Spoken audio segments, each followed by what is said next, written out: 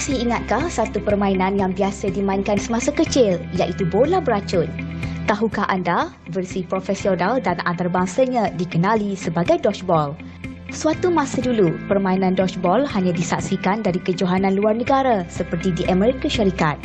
Kini di Malaysia, dodgeball telah menjadi antara trend permainan yang semakin popular dan diminati, terutamanya oleh anak muda termasuk juga golongan profesional. Inisiatif meningkatkan taraf dodgeball juga giat dijalankan oleh pelbagai pihak.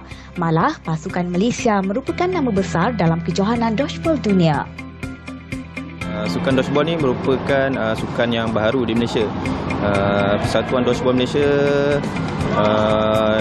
mula ditubuhkan pada tahun 2009. Masa tu Malaysia merupakan antara kata perintis lah untuk sukan dodgeball ni di Malaysia. Even di peringkat global sendiri, Malaysia merupakan antara pakar rujuk lah untuk permainan dodgeball. Walaupun jika kita lihat lah, sukan dodgeball tu kita tengok sebenarnya mungkin berasal daripada Amerika contohnya, tapi sebenarnya Malaysia merupakan salah satu pakar rujuk untuk global, di mana dari segi kaedah permainan, teknik permainan, selalunya Malaysia antara yang dijemput untuk memberikan kata dari segi kepakarannya lah. Saya memula permainan dodgeball ni masa saya first year, masa saya masuk UPM, maknanya dah boleh kira 2 tahun setengah jugalah saya berkecimpung dengan sukan ni. Saya main daripada 2014, masa tu tim Dynamic Perkasa. Lepas dalam 3-4 tahun macam tu, kita orang ada stop kejap, ada ni, dan kita orang buat balik tim ni, Aerodynamic. Kita orang main mula-mula dekat flat je dulu, dekat tempat kawasan rumah kami. Lepas tu baru kita orang cuba masuk Liga NDC. Saya asalnya main handball. So dekat college saya tak ada sukan handball ni, tak terbuka sangat. So saya nampak ada dodgeball, saya cubalah dodgeball ni. So sampai sekarang lah saya stay dengan dodgeball. Apa yang saya boleh katakan menarik tentang dodgeball ni, pertama sekali dia punya intensiti permainan itu sendiri bagi saya menarik minat saya, sebab saya seorang yang minat dengan aktiviti yang lasak. Jadi dodgeball ni beri saya peluang lah untuk saya main aktiviti yang lasak tapi dalam kawasan kulit saya sendiri, so mudah untuk saya bermain. Kalau bagi pandangan saya, macam kalau setakat yang sekarang, kalau dari dodgeball yang saya alami sekarang, macam badan saya besar, so fitness tu kurang sikit daripada sukan-sukan lain. So saya prefer dodgeball lah macam tu. Malaysia sebenarnya antara salah sebuah negara yang digeruni lah di peringkat global, kerana setiap kali Malaysia menghantar pasukan pasukan kebangsaan untuk pertandingan di peringkat dunia, Malaysia tidak lepas untuk mendapat pingat lah. Dan untuk pencapaian terkini, Malaysia telah mendapat pingat emas untuk kategori lelaki, dan kategori perempuan pingat gangsa, pingat perak, di mana mereka kalah di final lah. Malaysia telah beberapa kali lah menjadi juara dunia, dan bukan hanya tahun lepas sahaja, tapi beberapa tahun Malaysia dan Australia dan juga Kanada dan juga Amerika Syarikat antara negara yang kerap kali berada di peringkat separuh akhir dan akhir lah. Jadi untuk semangat pasukan ni, bagi saya dodgeball memang teamwork kena kuat, sebab kita kena kawal satu permainan gameplay satu pasukan, walaupun 6 orang tapi dia sangat sukar.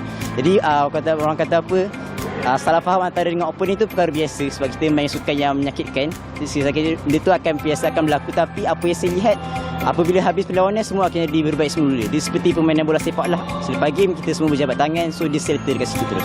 Cabaran dia macam sebab sukan dodgeball ni macam kurang dapat perhatian lah. Macam dekat paling banyak pun dekat Selangor, situ paling banyak. Dekat KL ni tak banyak sangat.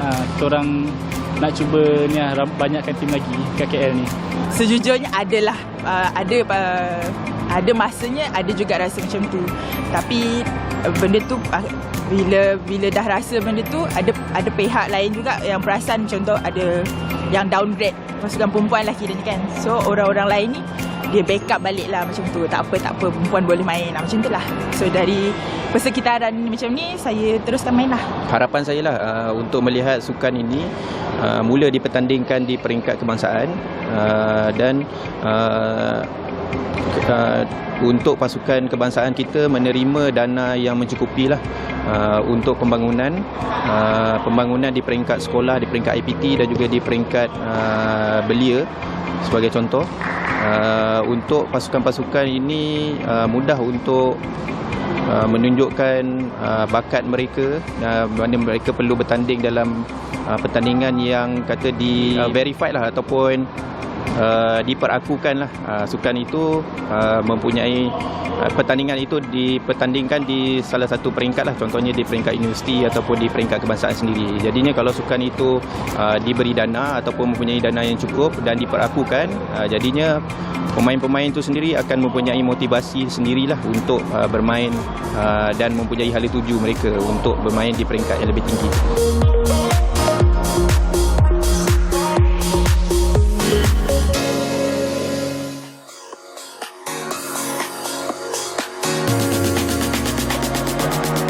Anda sedang menonton Darah Muda, dan set yang dibawakan kepada anda merupakan tajaan daripada Majlis Reka Bentuk Malaysia MRM, dan ia sebahagian daripada set RT Komo yang mendapat penganugerahan Malaysia Good Design Award, dan ia direka oleh Muhammad Suja Asbullah, pereka muda, dan dikeluarkan oleh syarikat tempatan Oasis Furniture Industries Sdn Bhd. Dan pada malam ini, Darah Muda memberikan tumpuan berkenaan dengan kerjaya seperti juru kimpal, pemandu kren, mereka yang terlibat dalam dunia vocational dan tenaga-tenaga teknikal yang mana kalau di Malaysia nampak gaya kurang diberikan perhatian, bahkan tidak pun diberikan sebarang penekanan oleh ibu bapa. Tapi malam ini kita cuba untuk memecah stigma itu untuk kesekian kalinya bersama kami di set Darah Muda kali ini. Dua tetamu iaitu Encik Haikal Syukri Jantan, Pengarah Eksekutif Pusat Pembangunan Kemahiran Perindustrian dan Keusahawanan Melaka, Mistek, dan juga Farah Nur Syafiqah binti Muhammad Tarmizi yang di-Pertua Majlis Perwakilan Pelajar Politeknik Merliau. Selamat datang ke Darah Muda, dan kita mulakan dahulu dengan Encik Haikal sedikit berkenaan dengan TVET itu dalam konteks pendidikan negara. Apakah yang dihasratkan, apakah elemennya, apakah yang wajar untuk kita terangkan dahulu kepada penonton kita. Okey, bismillahirrahmanirrahim. Alhamdulillahirabbil alamin wassalatu wassalamu ala syafi'il anbiya'i wal mursalin sayyidina Muhammadin nabiyil ummihi wa ala alihi wa ashabihi ajmain. Amma ba'd. Assalamualaikum warahmatullahi wabarakatuh dan salam sejahtera. Terima kasih diucapkan kepada Irfan. Terima kasih di atas jemputan hari ini mengenai Darah Muda. Kita tahu TVET ni merupakan satu cabang pembelajaran yang boleh disertai oleh ramai orang. Pada Februari 2022, maka telah tertubuhnya satu TVET Malaysia, Hari TVET Malaysia, yang mana diusahakan oleh kita punya Menteri Pendidikan ketika dan saat itu. Dan daripada inisiatif itu, Kerajaan Negeri Melaka telah melaksanakan atau akan melaksanakan satu program, iaitu pada 29 hari bulan 10, Majlis TVET Melaka, yang mana akan dirasmikan oleh Yang Amat Berhormat Ketua Menteri bersama Esko Pendidikan kita untuk memutabakkan dunia TVET. Untuk pengetahuan semua, TVET untuk tahun 2022 kita telah mendapat sebanyak 6.6 bilion untuk kemajuan TVET. Kita memandangkan kemajuan TVET ini adalah perlu dipandang penting dan perlu diambil titik beratkan kerana kerajaan telah memberi jumlah yang amat besar dengan 6.6 bilion pembangunan TVET untuk negara. Itu adalah satu bidang yang patut diberi tekanan dan melihat ke mana kerajaan mementingkan pembelajaran TVET kepada kita untuk saat dan ketika ini.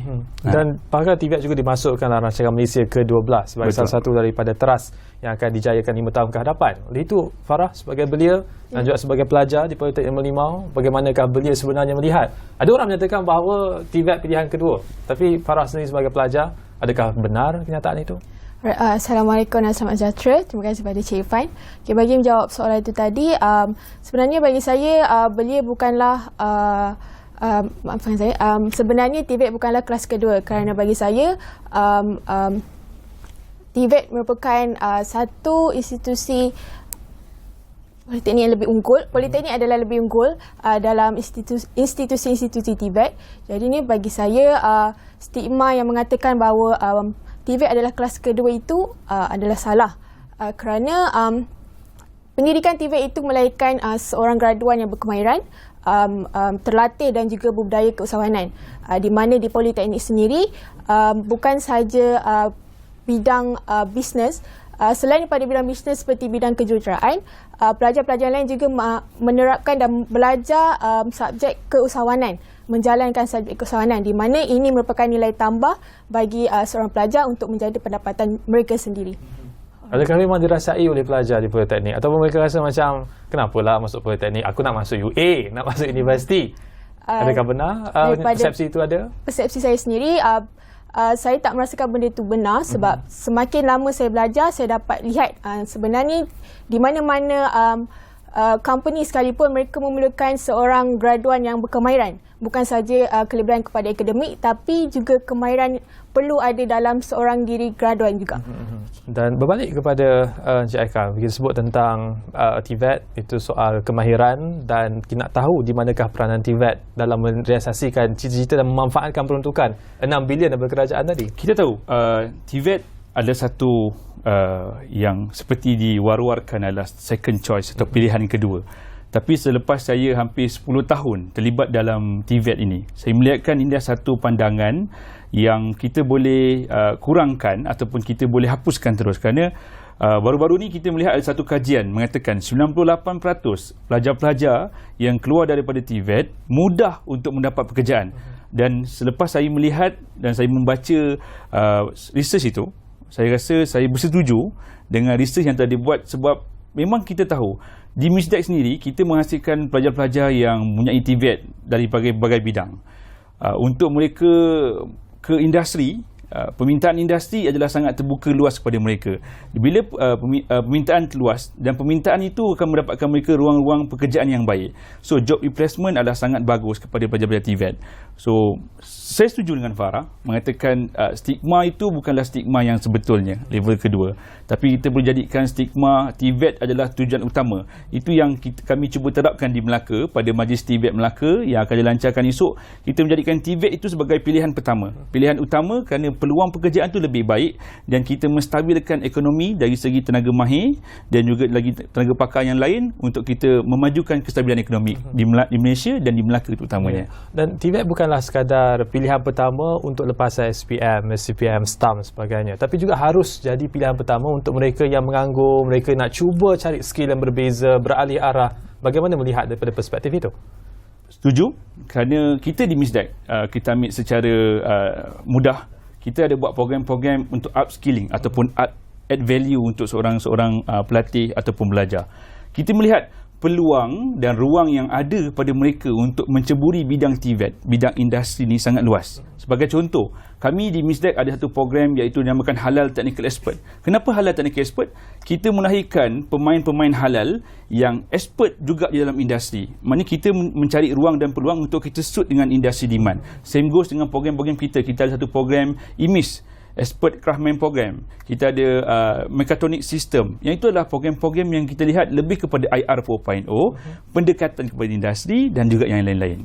Okey. Muncul saya pun mikir kat mekatronik tu apa. Tapi itu mungkin forum yang lain. Kita balik kepada Farah. Itu salah satu keistimewaan. Tapi dalam pandangan MISDEC dan juga melihat daripada sudut pandang industri, sebagai pelajar sendiri, sebagai mahasiswa sendiri, apa yang istimewa mereka yang belajar di Politeknik berbanding dengan institut pengajian yang lain?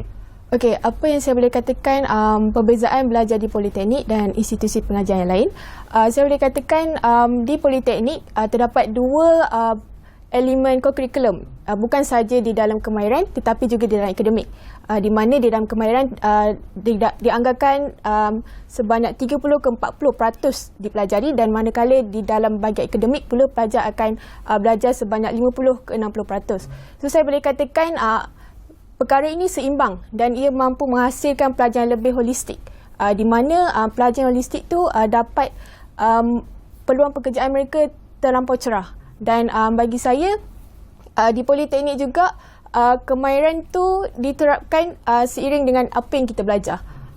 Dan mencari keseimbangan bukan satu perkara yang sukar. Sebagai kita sebagai mahasiswa pun sebutlah pasal keseimbangan. Kelas ada jadual sekalipun tetaplah juga makan Maggi, drama, tidur. Dan kelas tu assignment hujung-hujung. Dan boleh kongsikan juga dan kita di Politeknik Merlimau, Farah sendiri, bagaimana mencari keseimbangan itu dalam jadual seharian. Bagaimanakah jadual itu disusun supaya dapat mencapai keseimbangan tersebut? Alright, selaku seorang majlis perlukan belajar, saya juga mencuburi bidang pengajian accountancy. Dan apa yang saya boleh pelajari untuk seimbangkan kemahiran dan juga akademik, yes, bidang accountancy tidak terlampau fokus on kemahiran.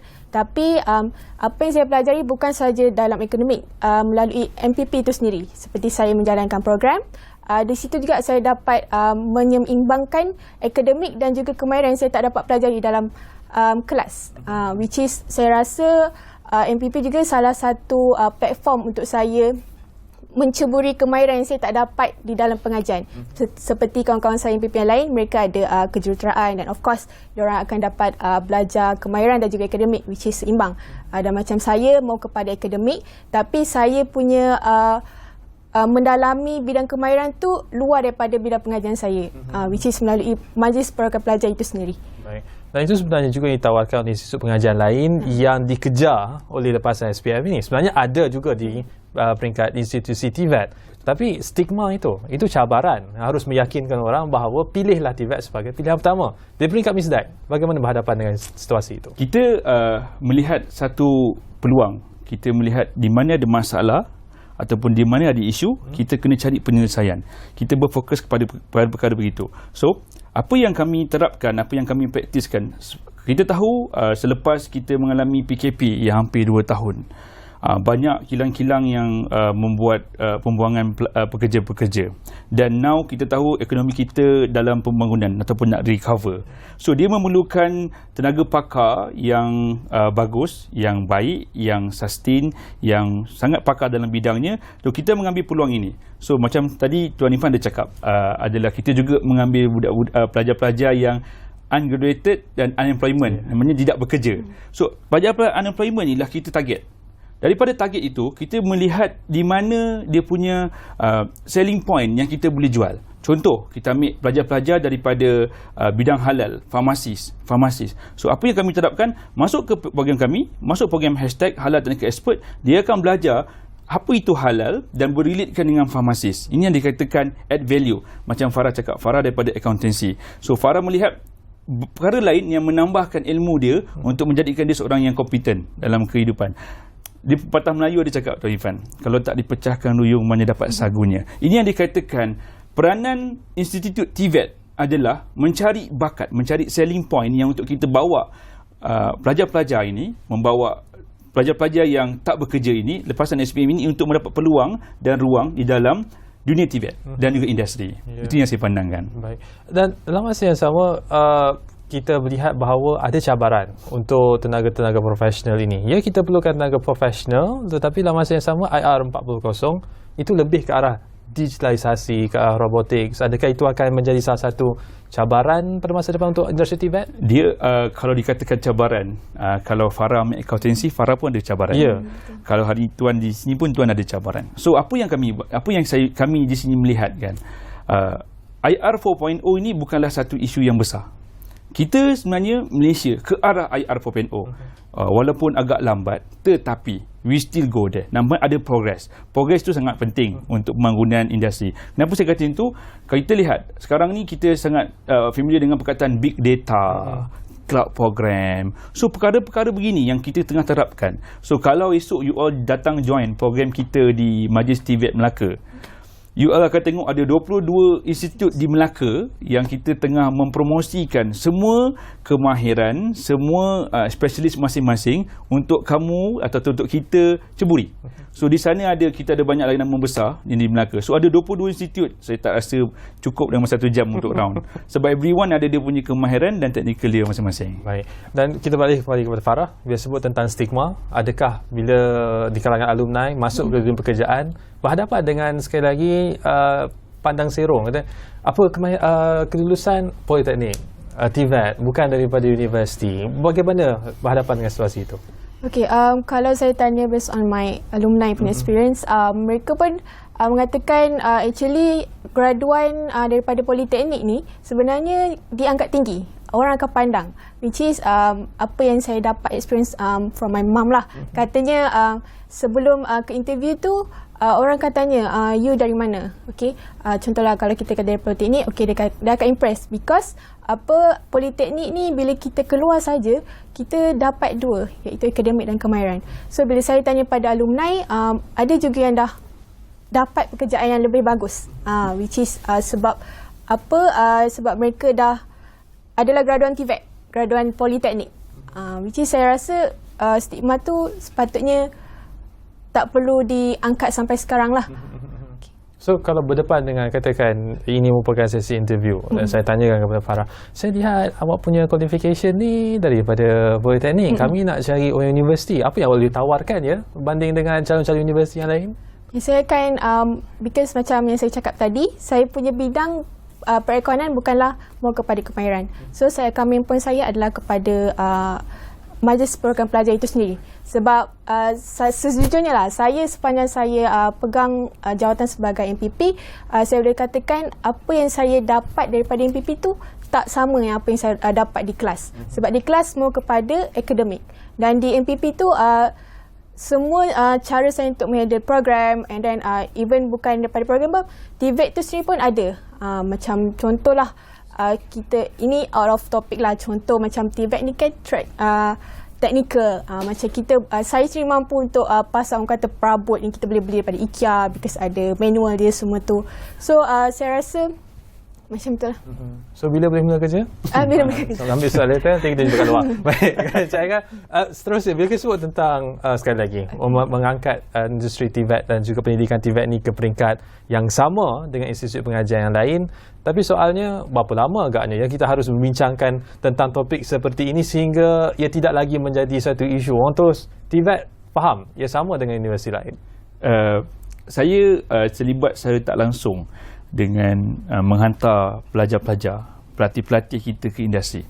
Bila saya melihat demand ataupun permintaan daripada industri, sebenarnya kita sedang berada di jalan yang benar. Kita berada yang betul. Mungkin PKP, antara hikmah PKP ini adalah kita memberi ruang dan peluang kepada lokal untuk bekerja, especially kepada Malaysian untuk bekerja. Dan daripada ruang ini, industri-industri yang ada, dia melihat, oh sebenarnya ada potensial untuk mereka ini. Ada kepimpinan yang untuk mereka kita tonjolkan. Ada demand industri yang baik. So, dari segi, kita tahu, bila orang cakap, macam tadi Tuan ada soal kepada, apakah stigma you daripada poli? Sebenarnya kalau saya ditanya soalan tu, saya cakap, I'm proud to be a poli. I'm proud to be a MISDEC. I'm proud to be a TVET. Kerana apa? Kemahiran ni, kita tak boleh belajar daripada buku. Kita kena hands on, kita kena buat, kita kena laksanakan. Dengan adanya ilmu, dengan adanya pelaksanaan, dia akan ada melahirkan seorang individu yang berkualiti. Dia berbeza dengan kita bijak pandai daripada buku. Nah, dia berbeza juga dengan bijak pandai yang ada membaca dan juga hands on. Itu yang penting. So saya rasa tidak lama lagi, satu hari Malaysia akan lahirkan lebih ramai tenaga pakar dari segi pembangunan, dan kita kena seiring dengan demand daripada kita punya kerajaan yang mana nak melahirkan lebih banyak TVET dan menjadikan TVET salah satu ataupun pertama pilihan. Itu adalah benar.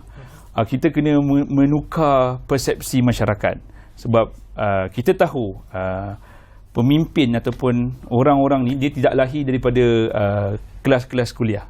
Pemimpin ni dilahir dari tengah-tengah masyarakat yang ada masalah. So macam mana kita nak dapat masalah ini? Masalah sekarang kita pembangunan industri kita yang kurang. So macam mana kita nak lahirkan? Kita kena lahirkan pemimpin ni. Itu yang kita perlukan TVET. Kita perlukan kemahiran untuk mereka. Memasak juga kemahiran. Menjahit juga kemahiran. Bercakap juga kemahiran. Itu juga dikatakan TVET. Berapa pentingnya TVET. Hari ini Tuan bercakap, Tuan ni pun boleh dikatakan TVET juga. Dia kalau ada IR 4.0 sikit, kita masuk sikit elemen IR 4.0. Mungkin saya akan macam berbicara pada rumah sahaja. Apa, terima kasih kepada kedua tamu kita. Dan untuk clarification, tadi bukan manifesto. Yang tadi sebenarnya untuk bawa berkenaan dengan TVET.